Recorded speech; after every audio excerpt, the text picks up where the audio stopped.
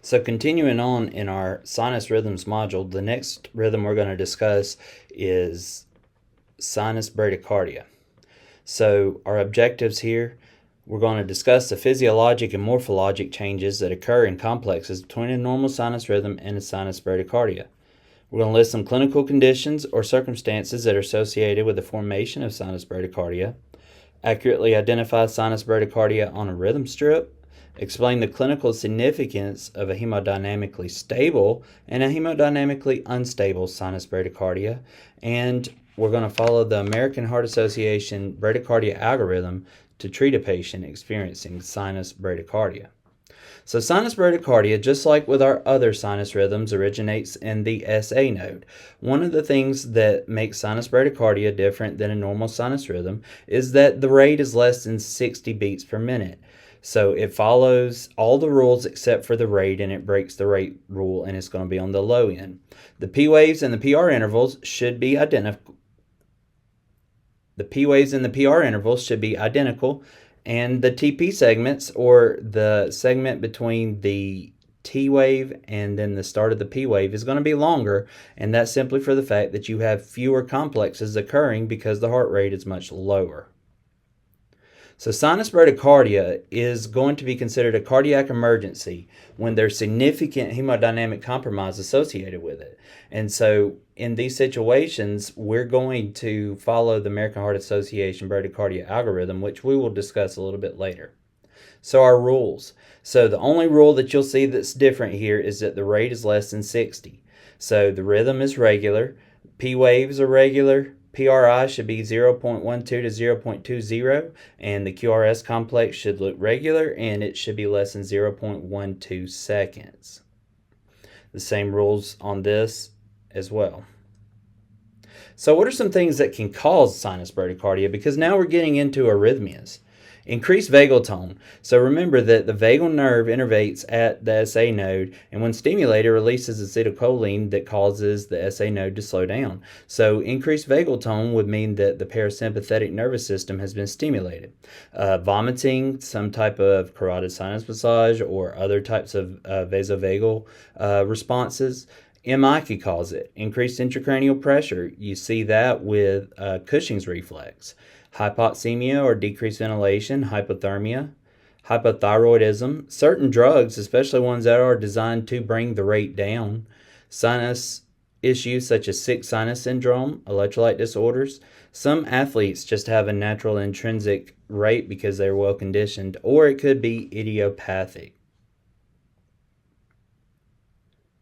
So again, our rules for sinus bradycardia, the only rule that's going to be different is that the rate is less than 60. So on this example right here, what you'll see is you've got a rhythm that is 6 seconds. You've got a rate of 40 beats per minute,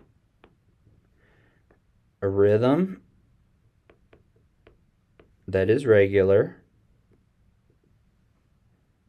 P wave is consistent, a PRI that measures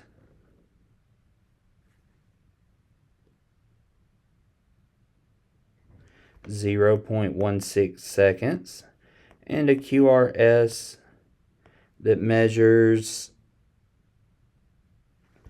0.10 seconds. And again, so that you can see it, I'm measuring the QRS from the start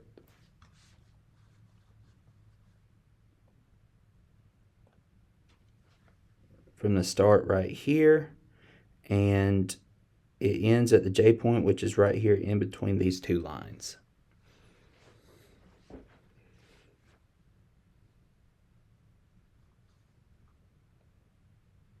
So let's look at some examples of sinus bradycardia.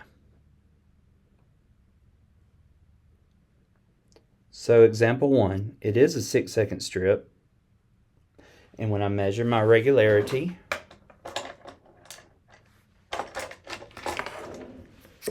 using my calipers, I'll see that it is regular across the board. And I've got a rate of 50.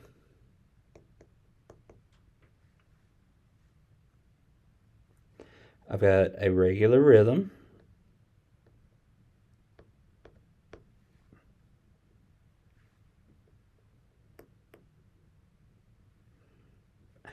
All of my P waves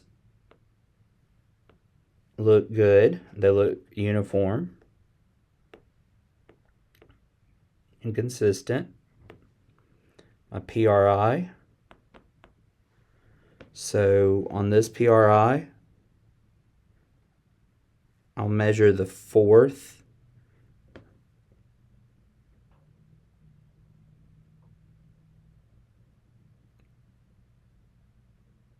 from there to there, and that's 0.16 seconds. And my QRS, I think I'll measure the third here, and it looks like it's going to be about 0.06 seconds.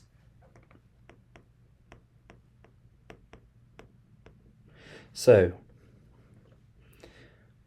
my rate breaks the rule.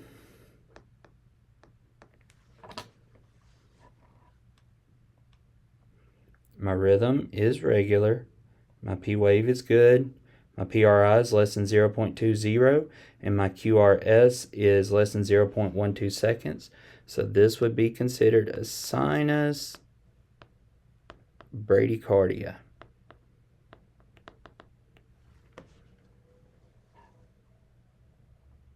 Let's look at another one.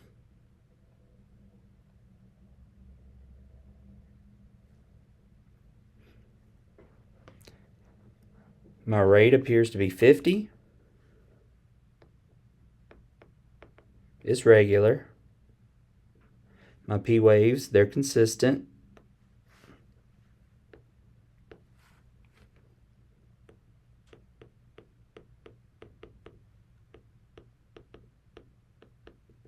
My PRI,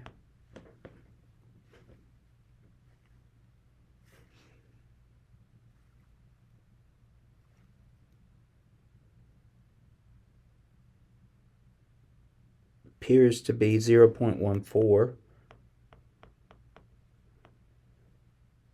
And my QRS,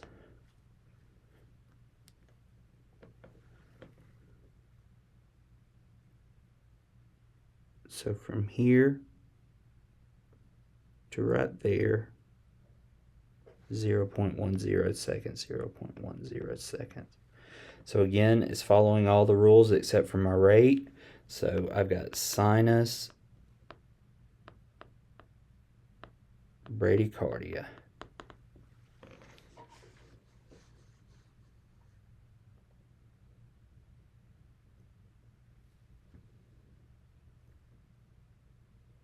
So in this one, you'll see that you've got consistent P to P intervals and R to R intervals, but they're just prolonged.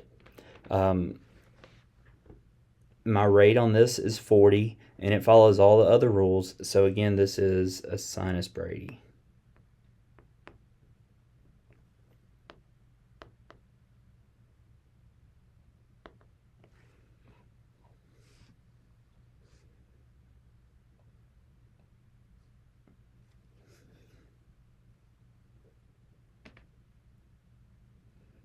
This one's right on the tail end, so it's got a rate of about 60. I would have to look at the patient and determine clinically if there was anything actually going on with them or not. This one would probably fall more along the lines of a normal sinus rhythm. So let's talk for just a moment about the clinical significance of these rhythms. So they are arrhythmias, and we will have to treat them if necessary. And they're associated with different things like drugs or medications or vasovagal maneuvers or something like that. So the clinical significance of sinus rhythms. Are they associated with assessment? The clinical significance of sinus rhythms. We need to look at our assessment and associate the assessment of the patient with the monitor. Are they stable or are they unstable? Is the patient experiencing chest pains, dizziness, weakness, fainting, markedly decreased blood pressure, or altered level of consciousness? If the answer is yes to any of these, then they are symptomatic or medically unstable. And again, you want to maybe use the terms hemodynamically stable versus unstable. If the heart rate falls significantly with sinus bradycardia, cardiac compromise will occur, and signs of decreased cardiac output will be present if we need to treat them. Now, according to the American Heart Association algorithm, we will assess the clinical condition of the patient. Then we're going to take the next steps. Now notice here that it says oxygen if hypoxemic. If their SATs are greater than 94%, we're not going to throw a lot of oxygen on them.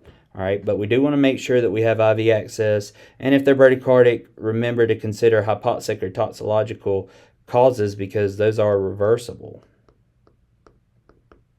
Now we're going to follow this algorithm on down, and notice this first pink box right here. I affectionately call this the pink box of death, and the answer only has to be yes to any of these, and we will continue on down. If the answer is no to any of these, then we're just going to monitor and observe, even if the patient's heart rate's 45. But if we move on down, we'll notice our first line medication is atropine. So atropine is a anticholinergic medication that's designed to block the effects of acetylcholine at the SA node. So it's designed to block the parasympathetic stimulation. So our first dose of atropine would be 1 milligram. We can repeat 1 milligram every 3 to 5 minutes for a max of 3 milligrams. If the atropine doesn't work, or if they are significantly hemodynamically compromised, we want to move on down to transcutaneous pacing. And, or, notice that's not a line right there or an arrow, but it says and, or, we want to consider a dopamine infusion or an epinephrine infusion. Now, dopamine and epinephrine are both going to be sympathomimetics that they're going to improve the heart rate by stimulating the sympathetic nervous system, where atropine is going to increase the heart rate by blocking the parasympathetic nervous system. Your dosage for dopamine would be 5 to 20 mics per kg per minute. Is going to be a titratable medication, so it's actually going to be an infusion. Or your epinephrine, now you won't give both, you'll decide one or the other. It's not weight-based, but it's going to be 2 to 10 mics per minute for an infusion.